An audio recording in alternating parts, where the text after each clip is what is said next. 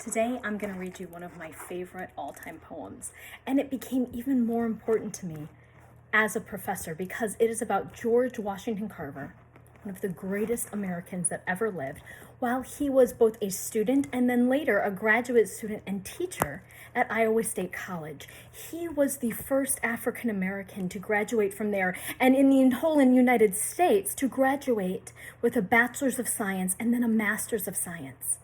He led the science program at Tuskegee University. He broke boundaries everywhere.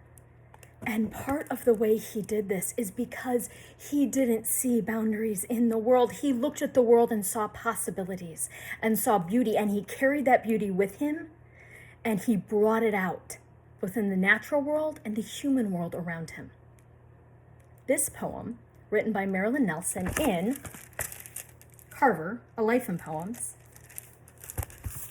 captures all of that in a few brief stanzas.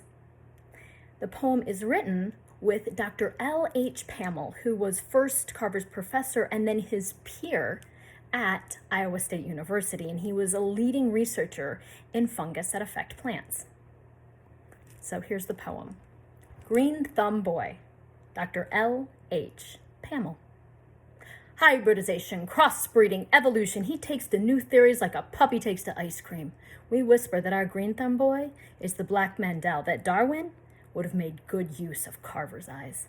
So clear his gift for observation, the best collector I've known.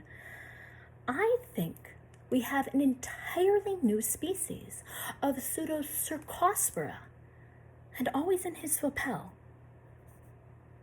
a flower, even in January. I never asked how. We had doubts about giving him a class to teach, but he's done a bang-up job with the greenhouse. His students see the light of genius through the dusky window of his skin. Just yesterday, that new boy, what's his name, from Arkansas, tried to raise a ruckus whenever Carver put down his dinner tray. He cleared his throat, stared, rattled his own tray, scraped his chair legs in his rush to move away. Carver ate on in silence. The boys at the table the new boy had moved to cleared their throats, rattled their trays, scraped their chair legs as they got up and moved to Carver's table. Something about that man does that, raises the best in you. I have never asked what. I guess I'll put his name next to mine on that article I'm writing. Sending out.